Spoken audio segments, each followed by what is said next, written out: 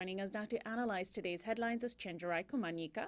He's an assistant professor of communication studies at Clemson University. Hi, Chenjerai. Hi, how are you doing? Doing well, thanks for joining us. The anti-secrecy organization WikiLeaks has just released a series of draft documents from the core text of the 52-nation Trade and Services Agreement, or TSA.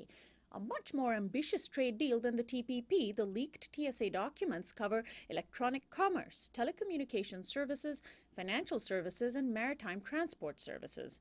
In fact, the TSA is the largest trade deal in history, and the document release comes ahead of the next round of talks taking place on Monday, July 6th.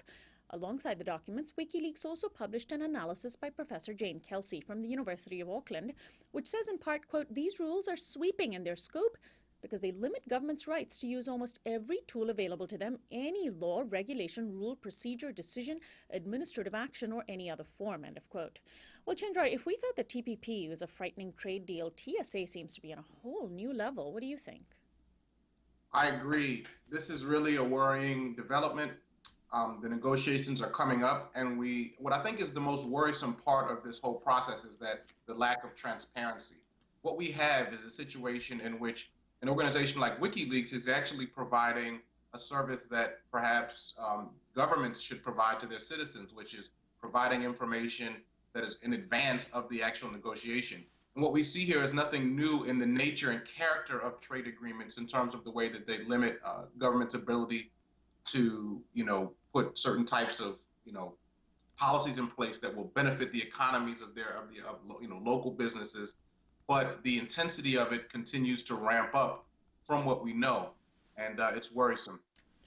Just days ahead of an historic referendum in Greece over austerity measures, Finance Minister Yanis Varoufakis has said he will resign if Greeks vote yes. Sunday's vote is a desperate last-ditch effort by Prime Minister Alexis Tsipras and his anti-austerity Syriza party that came to power earlier this year. A yes vote effectively means Greeks choose to accept continued bailouts by creditors like the International Monetary Fund, or IMF, in exchange for more cuts to pensions and other services. A no vote signals that Greeks are ready to move on from the European Union.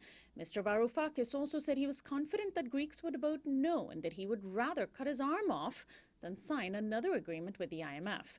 The New York Times ran a story this morning with the headline, "Alexis Tsipras' referendum leaves Greek voters perplexed."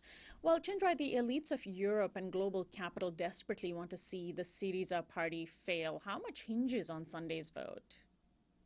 I'm not sure. I mean, at this point, the package has already expired, but I think we just have to remain focused on what we know, which is that the policies of the European Central Bank and the International Monetary Fund were constructed to favor Northern European countries and Germany. And the so-called bailout packages have never really been about the sustainable growth of struggling European economies. Of course, Greece is not completely blameless. There's things that need to be looked at. And when we talk about crisis, we have to look at the fact that what Greece is dealing with now is really the result of the 2008 debt crisis, and that was enabled by the practices of large American banks like Goldman Sachs. Also, when Greece borrowed past its limits, which it did, it relied heavily on those same banks. So the current situation also has ties back to our policies of deregulation, and now citizens are being asked to weed through complicated legislation to vote. And finally, here in the United States, maverick presidential candidate Bernie Sanders is drawing unprecedented crowds.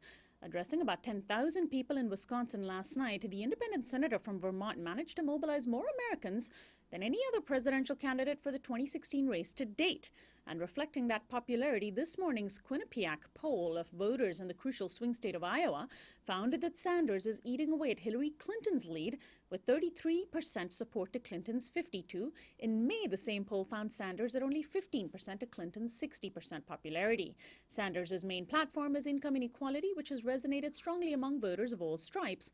But as the Times pointed out recently, at a time when there is a heightened and long overdue discussion of white supremacy and racism in the U.S., Sanders seems to have a blind spot on this issue. Despite his history of civil rights activism, he has little name recognition, particularly among black voters. Chandra, what do you make of Sanders' candidacy?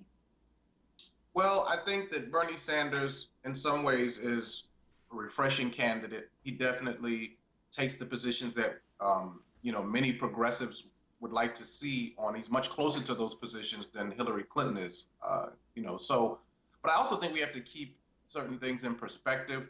One, the Obama administration, I think, has left many progressives really concerned and confused about what the actual potential of the presidency is. Secondly, it's one thing to get, support in Vermont and places like Wisconsin. It's another thing when you come down to places like where I live, South Carolina, and things like that. So I think that, on the issue of race, I think that Sanders is going to start to make the connections. I mean, the policies that he's dealing with are about race completely there. He's talking about income inequality. He's talking about, education. I mean, these things affect African Americans. And recently he explicitly spoke to the issue of, safety with police and things like that. But so I think that is a kind of like not a real issue with the race thing. Well, Chenjerai, we will certainly be exploring these issues. Thank you, as always, for joining us. We'll talk to you again next week. Thank you. Chenjerai Kumanyika is our daily Newsflash guest expert. He is an assistant professor of communication studies at Clemson University. This is Uprising. We'll be right back.